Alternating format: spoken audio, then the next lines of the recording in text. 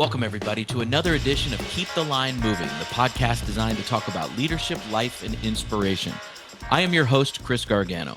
So far in this podcast series, we have had people talk about their mentors, coaches, bosses, people that have inspired them throughout their leadership journeys.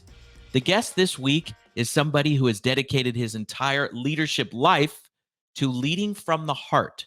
He's written 2 books with that title. He has a podcast with that title. And his devotion to that premise, leading from the heart, is something that he is more than passionate about. Our guest this week, Mark C. Crowley, is somebody that I have looked at and admired his work for several years. Now it's time for you to understand exactly what he's talking about in this discussion about leading from the heart. I was an English American literature undergrad. So I'm coming into banking, and the reason that they wanted me, so I was attractive to them because you know my story. I got kicked out of the house, had to find a way to make a living to go to college, and I ended up working at a men's clothing store, and I stayed working in this company for the whole 5 years that I was in college. And I know you're supposed to go 4, but it's enough that I got through it given what I was going through at the time. So, but I worked in this company. And it turned out that I was actually a really great salesperson. So I had great success. I was the number one. They had 25 stores. I was number one in the company. I'm working 30 hours a week. So I knew that I had an ability to build trust and rapport, and I understood how to approach the sales process. And so when I joined banking, they were just going through this transition where they realized we're going to have to become more marketing oriented. We're going to have to become more sales driven. And they didn't have anybody in their company. At this point, I think they were like a 50-year-old organization, and they didn't have anybody with this talent. So I'm coming in with 5 years of experience, and they're looking at me and saying, hey, could you help us? They're like, you're the kind of a person that we want. And I was paying attention when I was working, and I'm observing humanity and how people are behaving. And so I just started off managing people and managing teams, and got people to perform at levels that they had never seen before. So they go, whoa, we're going to give you this job. And like, I literally had one promotion, and a month later they came, we're going to give you another job. We're taking you out of this one and we're giving you another one. And, you know, I was like, are you crazy? Like, do you know what you're dealing with here? Like, you're promoting the wrong guy. But what I ended up realizing was that I ended up cultivating expertise that very few people in the organization had. And I just loved having all the responsibility and autonomy and the ability to leave my mark and to change the direction. And I was being validated in the sense that every team I ever managed excelled. So like, it was obvious. Like, and what's funny is that when the book came out, and the book's called Lead from the Heart, the people that I used to work with, particularly at the most senior levels, they were like, oh, what happened to him? Like, you know, he's been gone for like, you know, a couple of years writing this book and getting it published. Like, did he have like a religious breakdown, or like, you know, like, is he a spiritualist now? Like, you know, like no one ever looked under the hood to see what I was doing to drive this performance. They just sort of said, Mark Crowley, that he's a really good leader. Like, he knows how to get things done. Like, he knows how to get great teams. But no one ever looked to see what I was doing. It was a binary. Is he a good manager or not a good manager? And they left it there. I know it's a 25-year career and journey to get there, but state the thesis. And when did you realize this was your thesis? I know not for the book necessarily, but for your leadership style. So it's a very big question, and I'm going to try to do the condensed answer as most effectively as I can. Your audience hasn't read the book, but what they need to know as foundation is that my mom died when I was very young. Came home from school, your mom just died, had no idea she had cancer, no idea she was dying. And that was traumatic in the sense that from that point forward, I mean, it's beyond losing my mom. My father was just intent on destroying my self-esteem and my well-being. And so he abused me psychologically and emotionally. I thought he was going to pay for me to go to college and at least support me in that respect, but that was it. It was, never went back for a holiday, never saw him for Christmas, never had a birthday with him, saw him just a few times before he died. But, you know, he let me go with my bed and my dressers, you know, like, and my stereo. Like, that's all I took He gave me no money, no tuition. And so I was in this very, very difficult situation where I'm just trying to survive. But my father principally told me that I was going to be an abject failure. I mean, he beat that in. I fundamentally lacked. He believed that I just had no talent, no ability to succeed in the world. And he beat that into me for 18 years. So when he kicked me out of the house, I didn't really have a strong foundation of self-belief that I was able to pull this off. But what I did have was sort of a binary understanding that if I didn't graduate from college, I would be the complete failure that my father predicted I would be. So I used the motivation of almost like proving to my father that I wasn't that person by hook or by crook graduating from college. And so now that I've succeeded, I started to look around at the people, and I ended up going to grade school and did very well the last couple of years. The first couple of years, they should have kicked me out. The last ones, they were giving me honors. So I kind of got to the point where I realized, okay, I'm good. Like I'm smart. I belong here. That was my big worry for a really long time. And yet the people that were graduating around me, I said, what are you doing? And like, what are you going to do next? Oh, I'm going to Harvard Business School, or I'm going to Yale Law School. And they were going, a lot of my friends were all doing all these great things. And I'm just like, I'm lucky to be here. I'm lucky to have survived this, and did not yet even have the belief, like I couldn't connect the fact that I had just graduated from a top school, that I was worthy, if you will, and talented enough to go to these schools. So I didn't even apply to them. In fact, didn't think that I belonged to them. So I started thinking about, well, what's the difference between these people and me? Like, why do they have the confidence and I don't? And I started thinking about it. It was because of how they were raised. They were influenced they had thoughtful direction. They had places to go that were safe. You know, if your car breaks down, dad, mom will help you out. They're going to help you with tuition. And even if they didn't have the money, you're still going home for Christmas. You're being there with family. You have all the love. And I can't explain why I did this, but I made a pivot when I started managing people.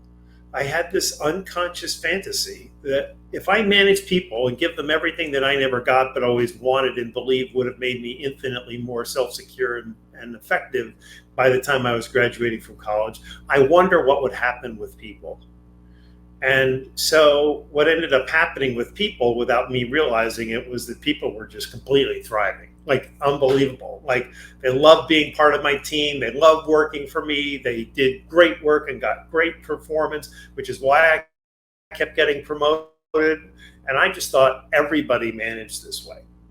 And so one day, 20 years later, somebody who had worked for me from the beginning of my career for those 20 years just very casually said to me, you know, you manage people very differently than anybody else around here, right? Like there's nobody even thinks about how you manage. And I think I had just sort of a glimmer of this insight on my own at this point. But I said, well, what do you mean specifically? And she started to tell me what I was doing and comparing it to what everybody else was doing. And it just it was like a punch in the stomach. I was like, oh my God. This is all in response to how I was raised. What I ended up doing was spending the next, 3-4 years experimenting with it and refining it. And like, what if I do this? And what if I do this? I knew I was onto something, but knew I was onto something in the sense that if I perfect this, I'm just going to be a more effective manager. I had no thoughts about writing a book or doing anything with that. But that's what ended up happening. My intent with the book was to write what became the second half of the book, which was if you take these practices that I learned from what a friend of mine calls a shitty childhood, those instincts to care about people and to support them in unique ways, if you do them, if you get to know them and you coach them and you develop them, and you appreciate them, all of these kinds of things that I talk about in the book, if you do them together, you're going to get infinitely greater performance out of people. So you write the book, put it out into the marketplace, leaders see it, people see it, the world of business sees it. But let's circle back to the leaders, Mark. Lead from the heart. The book is released. Here's the first edition right here. The second one's over your shoulder. How did leaders take it? They're the target audience per se, right? And employees. But how did the leaders in the feedback that you received from the, let's call it the leading or the managing community, how did they first respond to Lead from the Heart? Well, let's start with filling in some of the blanks for your audience. So I'm coming out of corporate America. I've got no platform whatsoever. Nobody knows who I am. And I've got a book. And this woman that I paid $10,000 told me, and I won't use what she said, but your audience will understand. She said, hey, look, you're going to effing fail if you continue to use the expression lead from the heart. And so, of course, my joke is, I asked her, well, did you cash the check? Because I'm paying you all this money for you to tell me this. But what I knew in the moment intuitively was what she was trying to tell me was, look, man, the world is not ready for this. She was advocating that I use something like killer engagement. That's what the world wants. They don't want heart in leadership. So what she was trying to tell me and prepare me for was that we've always believed that caring about people, caring about their needs, supporting people, getting to know them, all of that was just a complete waste of time. Not only was it a waste of time, but that it will undermine a manager's effectiveness. We think if we care too much about people, they're going to either get soft around the middle or they're going to come in, they're going to go, well, you keep telling me how great I am, so I need a 10% raise. So it's always going to backfire on you. And so the answer to your question is that this word heart just conjures up, it's conflated with softness and ineffectiveness, and anybody that's going to lead this way certainly isn't going to be able to drive performance. And I was invited to speak to Amazon. I don't mind telling you this story.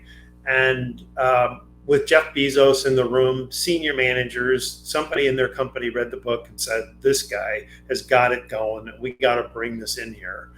And at the last minute, they told me that I wasn't going to get to come, that they had changed the meeting and there wasn't going to be any outside speakers. I'm really sorry.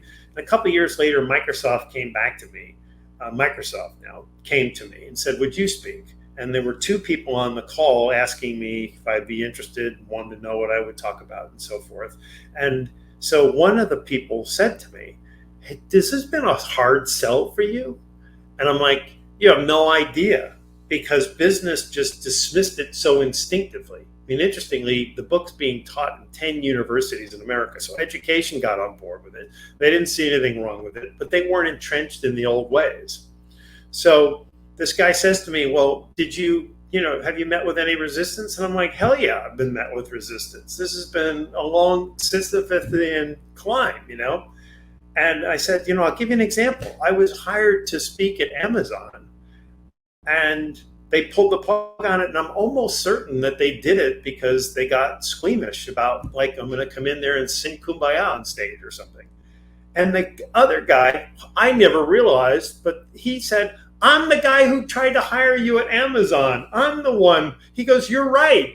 I went to a senior manager, and he goes, who's the speaker? And he goes, oh, it's great. His name's Mark Crowley, and he wrote this book. It's great. It's called Lead from the Heart. And the guy goes, hell no. We need somebody who can speak about driving performance. Kill that guy. No way are we bringing that guy in. So he didn't even want to look at it. He didn't want to dig into it. And what is it? And why did you recommend it? It was just cut the guy off.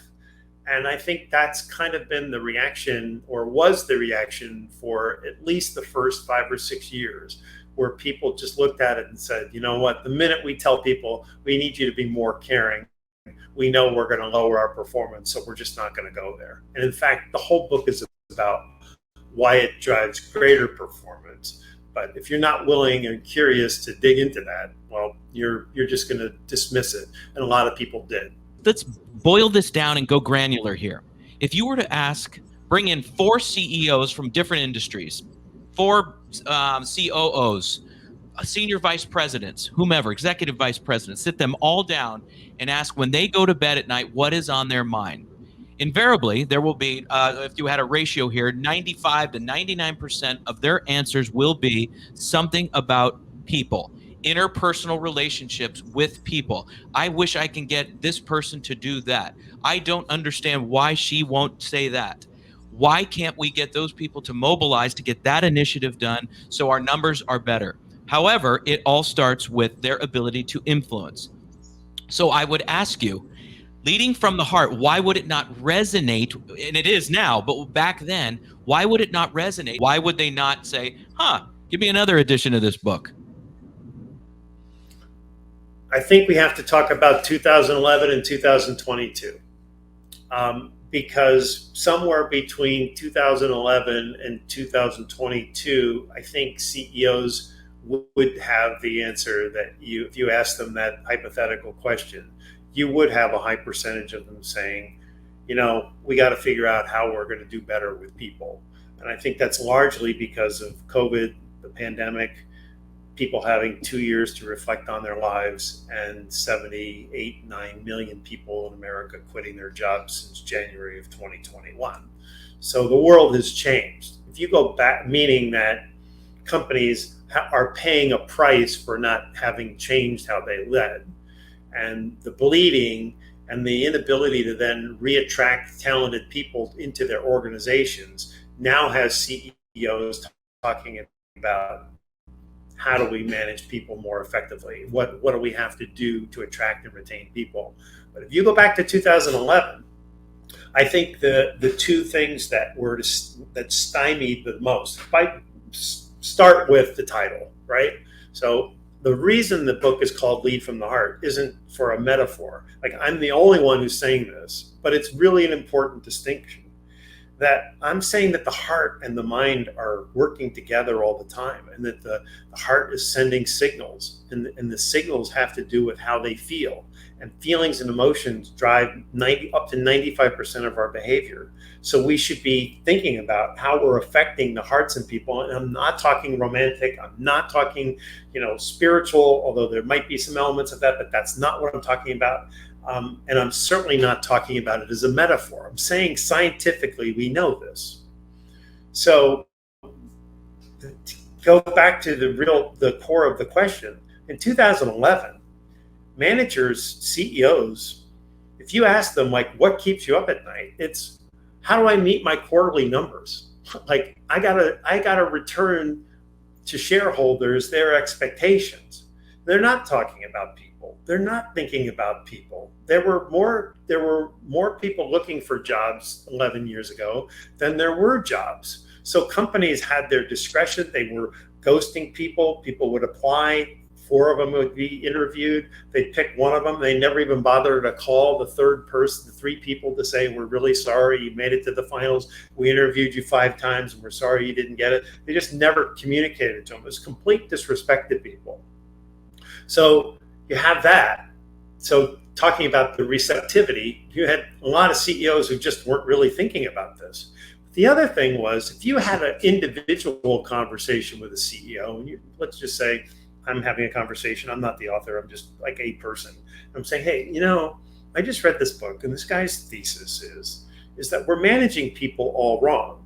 And then if we align to how people naturally respond, and the practices that we know influence people to be loyal and engaged and really highly productive, knowing that it changes how we've managed people in the past, but knowing that it drives incredible outcomes, I think we should consider this. Well, a lot of the CEOs look at that and they go, well, wait a minute.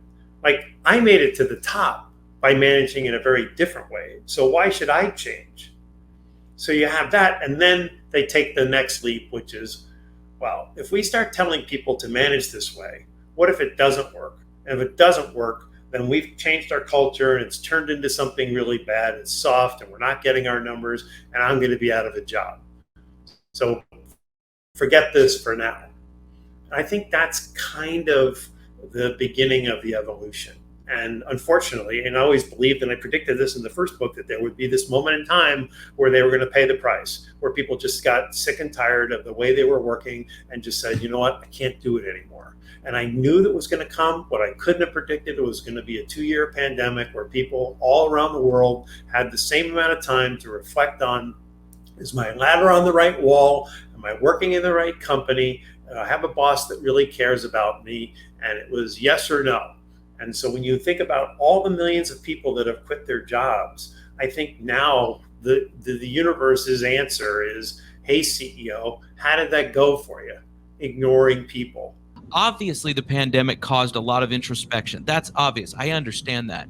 But was a shift taking place for other reasons in, let's call it 18, 19? Was there anything else that you saw, or do you think it was a definitive moment in March of 2020? As you look, was it the pandemic? Was that like the critical moment when folks had to really look inside, or did you see the shift taking place a little bit before that? So I hope this analogy works, but John Maxwell said that champions aren't made in the ring, they're revealed in the ring. And so the parallel here is that COVID, the pandemic, the 2 years experience of working from home and everything that came with that, that was exposing how people were feeling and had been feeling for a really long time. It was just that the pandemic gave people it helped them overcome the inertia. It gave them enough time to really think about, this is ridiculous. The way I'm working, the way I'm living, the way I'm being treated, the way I'm being exploited, like, why am I putting up with this? And I don't want to put up with this anymore. So it just gave people, it's like, like you're on a treadmill and all of a sudden you're breathing heavily or it's going too quickly and you just jump off with your hands and you put your feet on the sides and the treadmill just keeps going. And you're having a moment where like everything's going on, but you're looking at it differently. And all of a sudden, I think what people just realized was like, oh my God, life is too short. We don't know when this pandemic is going to end, but everything about my work situation is just wrong. Like I don't want to be treated this way. And I think that's what led to it. So it could have happened earlier. It just, how it is with some change, like all these people that, they have a heart attack and then you see them later and they've lost 70 pounds and they're eating great and working out. And you're like, wow, like what made you change? Well, the threat of death, is like you need some big event to bring you to your senses. But I truly believe in this data in the original book that showed that people have been miserable for the last, at least 20 years. So it's been a long time coming, but everybody had the same epiphany at once, and they had the same epiphany all over the world, which I find the most fascinating. Right. It's not limited to the United States or the fast-moving culture that we are. And you're right. And your podcast is in over 100 countries, so you would know that, the feedback that you receive. So, Mark, something you talk about a lot in your book is that it all comes down to the way we make people feel in our presence. As leaders, it's how we make people feel. And to your point about the pandemic, coming out of the pandemic, have been folks that have left their jobs. They've taken that approach. But there's probably some leaders out there thinking, how can I do this? How can I lead from the heart? What would you say to that person that wants to do this, perhaps had a tough upbringing, perhaps has some things that they haven't worked on to make them feel comfortable in that way of thinking and feeling, quite honestly? What would you say to that individual? That's a fantastic question, because I think that's what drives the success of my podcast is that those people that are listening are principally already bought in. Like they're not looking to be convinced. They're looking for the how, how do I actually go about doing this? And so the first thing I would say is that I'm giving you permission to manage in a way that is aligned to who you really want to be as a manager anyway.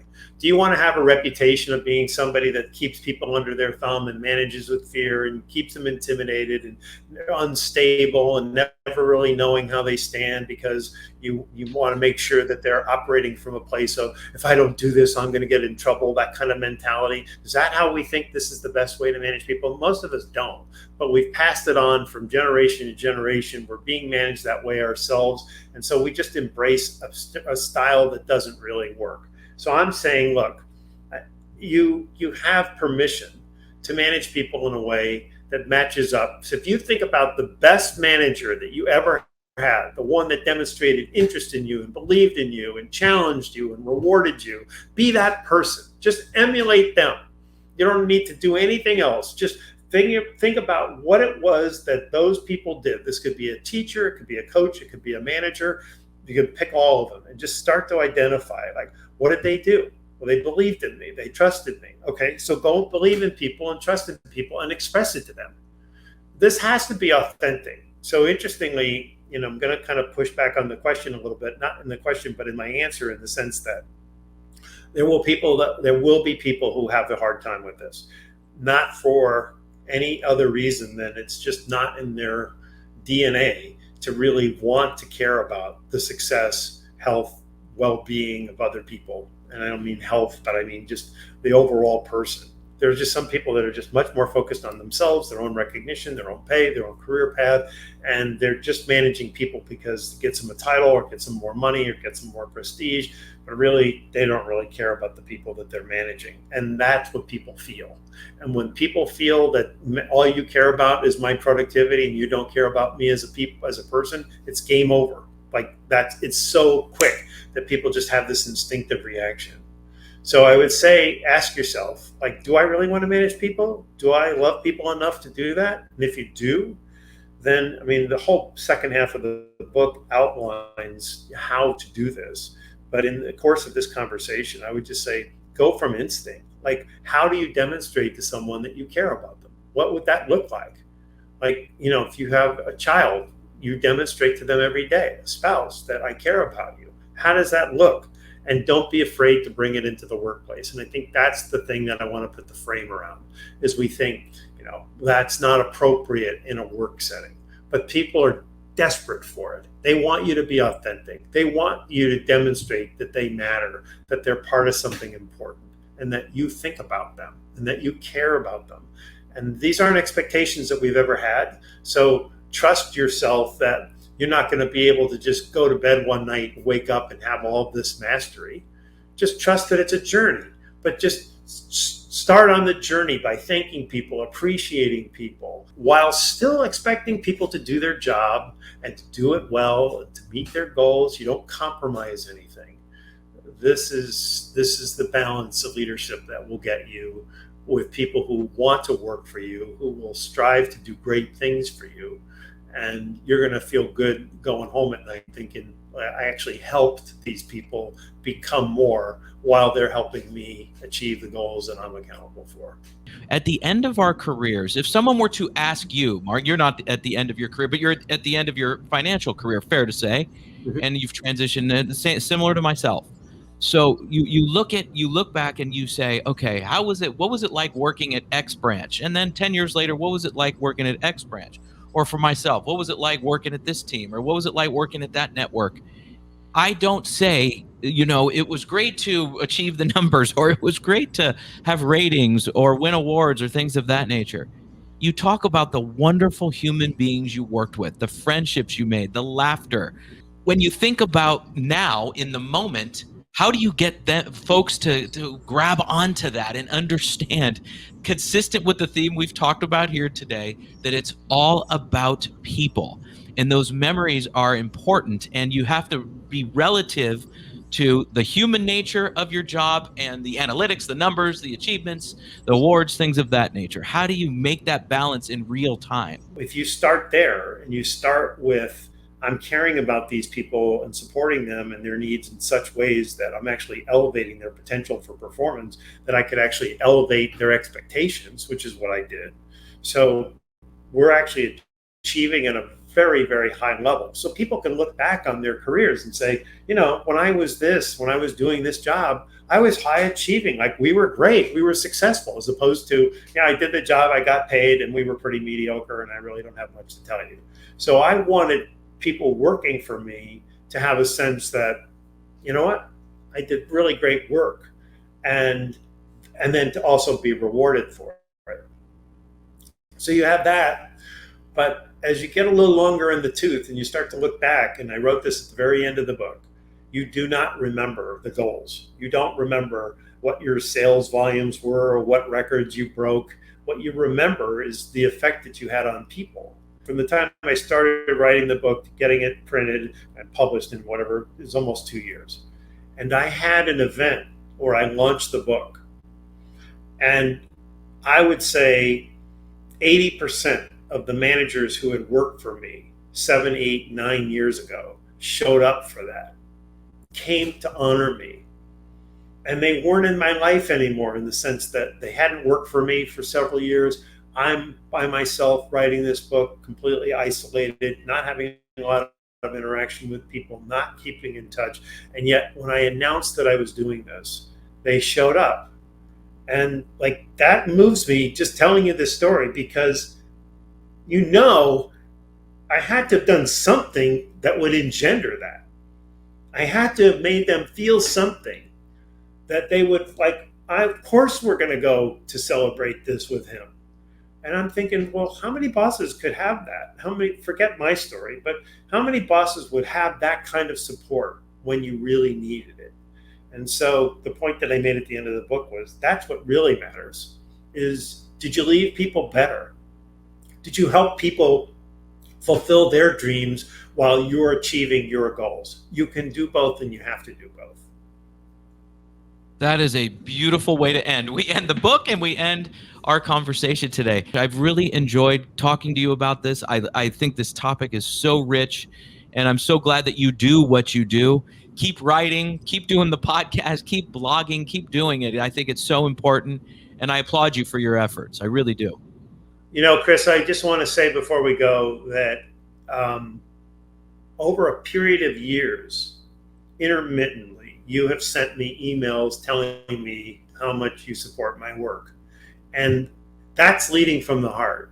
And you never knew you were going to have a podcast, or you were ever going to meet me. You were saying, I believe your work is infecting me in a way that makes me think differently, and I want you to know I appreciate it. And it matters. Like, I'm telling you, it matters, right? So this is no different than what I'm talking about in terms of how we lead and manage people. Like, I'm, as my son says, a grown-ass man, and like, I shouldn't need for you 3,000 miles away to send an email and say, I really admire your work, I really admire your book. It's like, okay, but whatever. Like, there's a million people out there, and who cares about Chris? But no, I'm like, I remember it. I remember them all. Like, I'm like, they make an impact. With all the different interactions that I have, it makes an impact. And so never underestimate what you can do just by being kind and caring to somebody. It's very, very powerful. And we thank Mark very much for being on the show. My number one takeaway is this, and I think it's a very important point that Mark made. It's the fact that you can achieve goals, win awards, be very profitable, do great work, and not at compromising, leading from the heart. He articulated that they go together, and leading from the heart will lead to all those great tangible metrics in business. I thought that was fascinating. We probably could have talked another 2 hours on that point alone. Lead from the Heart with Mark C. Crowley. I'm very appreciative for him being on the show. And I'm appreciative of you watching and listening each and every week. If you subscribe, like, leave a comment, we'll appreciate it. For our podcast producer, Paul Salazar, I am your host, Chris Gargano.